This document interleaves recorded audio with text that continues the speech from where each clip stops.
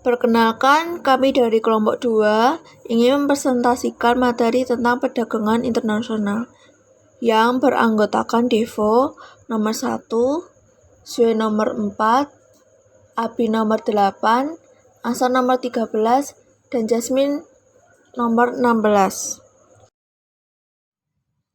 Pengertian perdagangan internasional. Perdagangan internasional adalah perdagangan yang dilakukan oleh penduduk suatu negara dengan negara lain atas dasar kesepakatan bersama.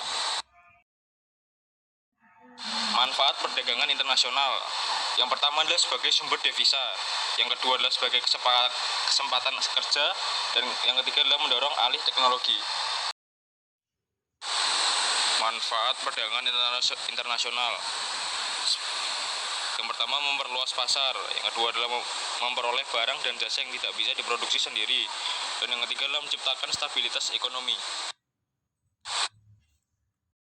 Faktor pendorong terjadi perdagangan internasional.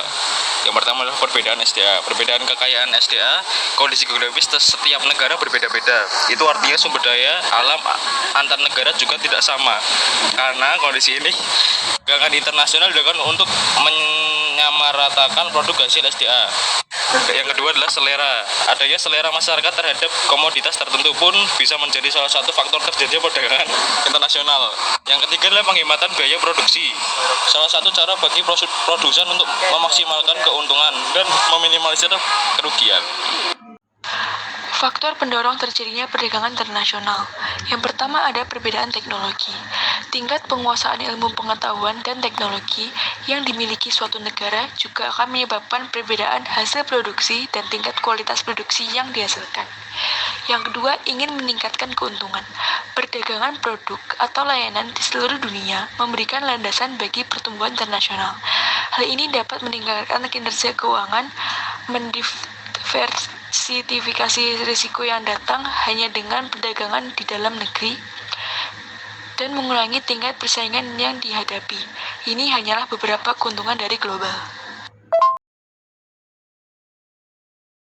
Teori dalam perdagangan internasional. Teori keunggulan mutlak. Teori ini berisi suatu negara dikatakan memiliki keunggulan mutlak dalam memproduksi barang jika negara tersebut mampu memproduksi barang tersebut dengan biaya lebih rendah dibandingkan negara lain. Teori keunggulan komparatif. Teori ini berisi perdagangan masih bisa terjadi dan menguntungkan dua negara meskipun hanya satu negara yang mempunyai keunggulan mutlak pada kedua jenis barang. Kebijakan perdagangan internasional. Kebijakan perdagangan bebas. Perbedaan bebas.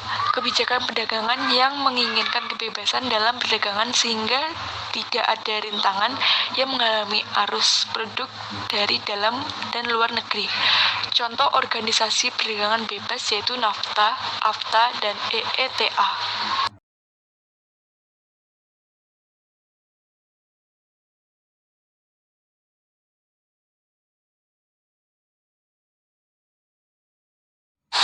Tarif, pajak, kuota, pembatasan jumlah, subsidi, bantuan kepada produsen untuk menekan biaya produksi, larang impor, melarang barang impor masuk, diskriminasi harga, menjual barang dengan harga berbeda, politik dumping, menjual barang luar negeri dengan harga yang lebih murah daripada dalam negeri.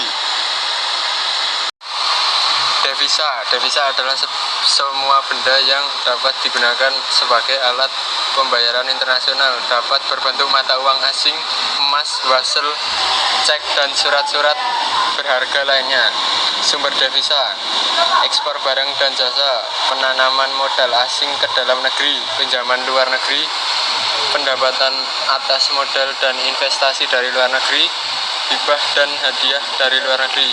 Fungsi devisa sebagai alat pembayaran barang-barang dan jasa impor, sebagai alat pembayaran cicilan utang luar negeri, sebagai alat pembiayaan hubungan luar negeri, sebagai sumber pendapatan negara yang digunakan untuk membiayai pembangunan.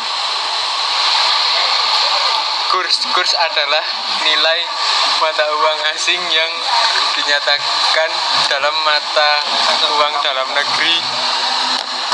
Faktor yang mempengaruhi kurs inflasi, keadaan raca, perbedaan suku bunga di berbagai negara, kontrol pemerintahan, ekspektasi, sistem tetap ditentukan pemerintah, sistem kurs bebas tanpa campur tangan pemerintah, sistem kurs mengambang internasional ditentukan untuk mekanisme pasar. Ekonomi internasional. Manfaat kerjasama ekonomi internasional yaitu 1. Kemajuan perekonomian. 2. Kualitas tenaga kerja semakin meningkat. 3. Tingginya permintaan barang dan jasa untuk dalam negeri dan luar negeri. Dapat menekan harga pokok per unit produksi. 4. Memperoleh kemudahan mendapatkan bahan baku yang diperlukan untuk proses produksi. 5. Membuka lapangan kerja baru. 6. Masuknya modal asing. 7. Adanya kesempatan menimba ilmu pengetahuan dan teknologi dari negara maju.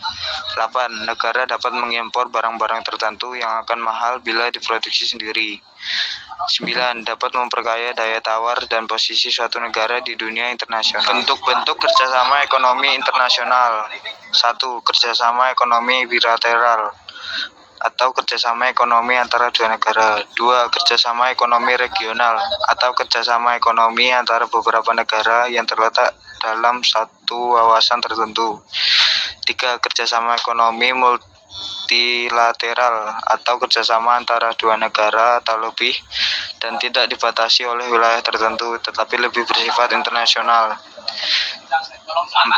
Kerjasama ekonomi antar regional atau kerjasama antara dua negara atau lebih lembaga-lembaga ekonomi regional seperti kerjasama ASEAN dengan Uni Eropa. 5. Kerjasama ekonomi berdasarkan tujuan dan lapangan usaha atau kerjasama ekonomi tidak terbatas pada wilayah dan hubungan internasional saja, tetapi juga ada kerjasama yang dibentuk atas dasar tujuan dan lapangan usaha. Contohnya OPEC atau OPEC. Lembaga ekonomi internasional. 1. ASEAN, AFTA, dan APEC. 2. ASEAN Productive Organization atau APO. 3. Bank Dunia, MEE, dan AITO.